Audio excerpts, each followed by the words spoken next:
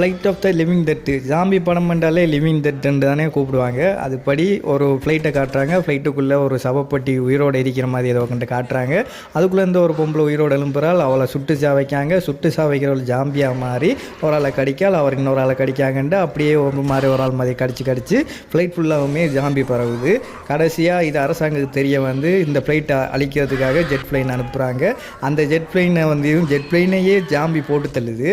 திரும்ப ஒருபடியாக இந்த ஃப்ளைட் வந்து இறங்கிச்சு. அதுக்கப்புறம் அங்கே அந்த கொஞ்சம் பேர் தப்புனாங்க. அதோட சேர்ந்து ஜாம்பியும் தப்புது. அந்த ஜாம்பியால் உலகம் அழியுமா அழியாதா என்ற மாதிரி கடைசியில் முடிச்சிருப்பாங்க.